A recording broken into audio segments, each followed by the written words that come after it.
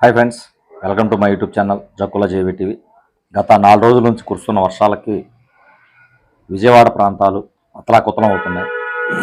చాలా ఇబ్బందికర పరిస్థితుల్లో విజయవాడ ప్రాంత ప్రజలు జీవనాన్ని కొనసాగిస్తున్నారు. ఒక విజయవాడే కాదు, మన రాష్ట్రంలో బాపట్లకి వెళ్ళి కావచ్చు, చాలా ప్రాంతాల్లో విపరీతమైన కురిసిన వర్షాలకి ప్రకృతి విపత్తు, దీన్ని ప్రకృతి విపత్తు అంటారు. ఇలాంటివే జరుగుతుంటాయి. ప్రకృతి విపత్తు వచ్చినప్పుడు అనుకోని సంఘటన ఇది జరిగినప్పుడు చాలామంది ప్రజలు తీవ్ర ఇబ్బందులు పడుతున్నారు. ఆహారానికి, నీటికి, ఉండటానికి చాలా ఇబ్బందులు పడుతున్నారు. ఇట్లాంటి ఇబ్బందులు పడుతున్న తరుణంలో దీన్ని కూడా రాజకీయాలు చేస్తూ కొంతవర్గం సోషల్ మీడియా కావచ్చు, లేకపోతే ప్రతిపక్ష నాయకులు కావచ్చు, లేకపోతే మామూలుగా మీడియా ముందు కావచ్చు, కొంతమంది రోత రాతలు, రోత మాటలు. ఇది ప్రకృతి విపత్తు. ఇది ఖచ్చితంగా ప్రభుత్వం ఉన్నవారు ప్రజలను ఆదుకోవాల్సిన బాధ్యత ఉంది. ప్రతిపక్షంలో ఉన్నవారు కూడా ప్రజలను ఆదుకోవాల్సిన బాధ్యత. ఇక్కడ రాజకీయ కోణం ఎటువంటి పరిస్థితిలో కూడా ఉండకూడదు. కేవలం సేవా దృక్పథం మాత్రమే ఉండాలి. ఆ దృక్పథంతోనే పనిచేయాలి. అది ప్రతిపక్షం అయినా సరే, ఇది అధికార పార్టీ అయినా సరే. సహజంగా అధికార పార్టీలో ఉన్న వాళ్ళు బాధ్యతగా మెలగాలి. వాళ్ళు తెలుసో తెలియకో లేకపోతే అనుకోకుండా జరుగుతున్న కొన్ని సంఘటనలు సహజంగా జరుగుతుంది. ఈ రోజున మనం సహబంతి భోజనాలు మామూలు వాతావరణంలో పెడితేనే బంతిలో కూర్చున్న వ్యక్తులకి ఒకరిద్దరికి సరైన సమయంలో అందించలేము. అలాంటిది ఇంత భారీ విపత్తు జరిగింది. ఇంతమంది ప్రజలకి ప్రత్యేకంగా ఎక్కడో చోట వండించేసి తీసుకొచ్చి అందించాల్సిన బాధ్యత ఈ తరుణంలో ఎక్కడో చోట కొంతమంది ప్రజలు ఇబ్బందులు పడుతున్నమాట వాస్తవం. దాన్ని ఎట్టి పరిస్థితుల్లో మనం ఉపేక్షించడానికి లేదు. కానీ అటువంటి వారికి కూడా సహాయం అందేలాగా చర్యలు తీసుకోవాల్సిన బాధ్యత ప్రతిపక్షం మీద ఉంది. ఎక్కడైనా మాకు సహాయం అందలేదు అంటే ప్రతిపక్షం చేయాల్సింది అక్కడ రాజకీయ విమర్శ కాదు. అందరిని వాళ్ళని ఐడెంటిఫై చేసి వీళ్ళు వాళ్ళకి ఆహారాన్ని అందించాలి. అది ఒక బాధ్యత కల ప్రతిపక్ష పాత్ర. అంటే అది వదిలేసి పుడమనేరు గేట్లు ఎత్తలు, చంద్రబాబు నాయుడు ఇంటి ముంపుకు ఆపు విజయవాడ ప్రజలను ఇబ్బంది పెట్టాడు, లేకపోతే ఇంత ముంపు జరుగుతున్నా సరే అనగాని సత్యప్రసాద్ ఎక్కడో ఉన్నాడు, లేకపోతే లోకేష్ గారు హైదరాబాదులో జల్సాలు చేస్తున్నారు. ఎందుకు చేస్తారు? అధికారంలో ఉన్నవారు ఎవ్వరూ జల్సాలు చేయటం ఇలాంటివి ఉండవు. వారు హైదరాబాద్ వెళ్ళుంటారు, అక్కడి నుంచి రావడానికి ఇబ్బంది పడే పరిస్థితి ఉండొచ్చు. లేకపోతే సత్యప్రసాద్ గారు బయటకు వెళ్ళుంటారు, అక్కడి నుంచి రావడానికి ఇబ్బంది పడే పరిస్థితి ఉండొచ్చు. అంతేకాని ఎవ్వరూ ఆంధ్రప్రదేశ్ రాష్ట్రంలో ఇబ్బందులు పడుతున్న ప్రజలు ఇబ్బంది పడుతున్న తరుణంలో ఎవ్వరూ కూడా ఉపేక్షించరు. ప్రతిపక్ష పాత్ర కూడా చాలా హుందాతనంగా ప్రవర్తించాలి. మీరు చేయాల్సింది ఏంటి? ఎక్కడ మారుమూల ప్రాంతంలో ప్రజలకి సహాయం అందటం లేదో వారిని గుర్తించి వారిని ప్రభుత్వం దృష్టికి తీసుకెళ్ళాలి. వారికి సహాయం అందేలా చేయాలి. ఒకవేళ వారు కూడా స్పందించిన పక్షంలో మీరు వారికి సహాయం అందించాలి. ఇప్పుడున్న పరిస్థితి ఇది.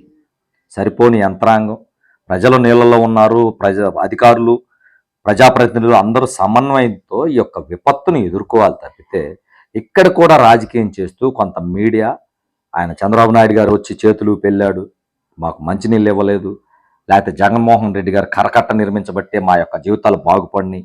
ఏంటిది? ఎటు పోతుంది? దయచేసి గుర్తుపెట్టుకోండి, విపత్తుని విపత్తులాగే చూడాలి. దాన్ని అలా చూడాల్సిన బాధ్యత మనందరి మీద ఉంది. దయచేసి ఈ 4 రోజులు రాజకీయాలు మానేయండి. ఈ 4 రోజులు రాజకీయాలు మానేసి విజయవాడ ప్రాంతం కావచ్చు, ముంపు ప్రాంతాల్లో ఉన్న ప్రజలందరికీ అన్నీ అందించాల్సిన బాధ్యత అధికార పార్టీది, ప్రతిపక్ష పార్టీది.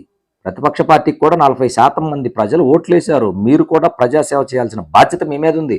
కేవలం అధికార పక్షమే కాదు చేయాల్సింది, మీరు కూడా చేయాలి. మీకు ఆ బాధ్యత ఉంది.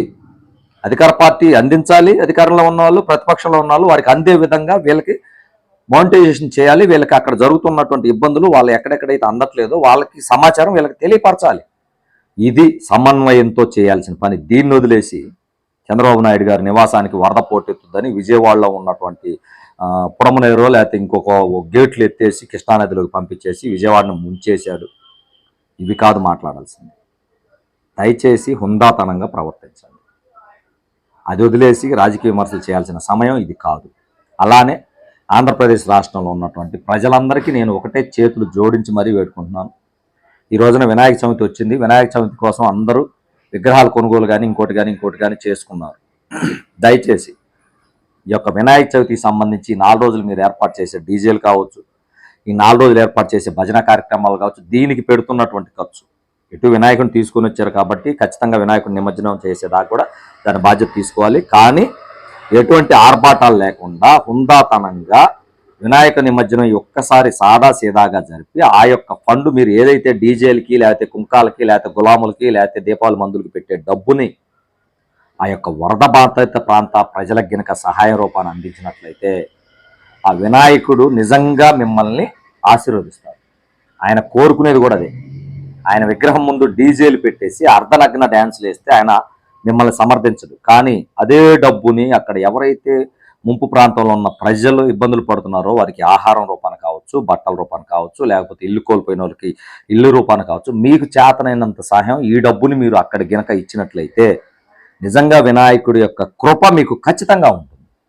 అది గుర్తుపెట్టుకోండి. వినాయక చవితి చేస్తున్న ప్రతి ఒక్కరూ ఇది గుర్తుపెట్టుకొని ఆ ప్రాంతంలో ఉన్న ప్రజలకి ఇవ్వండి. లేదా మీకు దగ్గరలో ఉన్న ప్రాంత ప్రజలు ఇబ్బందులు పడుతుంటే వాళ్ళకి అందజేయండి.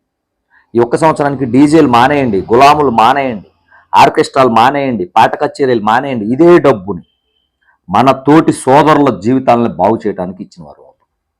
ఇది ఖచ్చితంగా గుర్తుపెట్టుకోవాల్సిన అవసరం, గుర్తుపెట్టుకోవాల్సిన బాధ్యత ఆంధ్రప్రదేశ్ రాష్ట్రంలో ఉన్న ప్రజలందరి మీద ఉంది.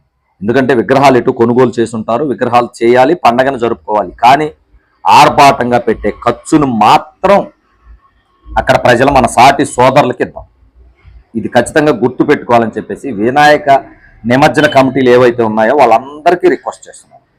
అలానే అధికార పార్టీ వారికి కూడా ఒకటే రిక్వెస్ట్ చేస్తున్నాను, దయచేసి ఇంకొంచెం చొరవ తీసుకొని ఆ ప్రాంతంలో ఉన్న ప్రజల ఇబ్బందుల్ని ఎటు మీరు చేస్తూనే ఉన్నారు, మీ ప్రయత్నాలు మీరు చేస్తూనే ఉన్నారు, మీ చేతైనంత వరకు మీరు సాయం చేస్తూనే ఉన్నారు. కానీ ఇంకొంచెం దాని మీద ప్రత్యేకమైన దృష్టి పెట్టేసి ప్రాంతంలో ఉన్న ప్రజలందరినీ కొంచెం ఆదుకోవాల్సిన బాధ్యత ఉంది. వారికి నీరు అన్నం లేక చాలా ఇబ్బందులు పడుతుంటారు.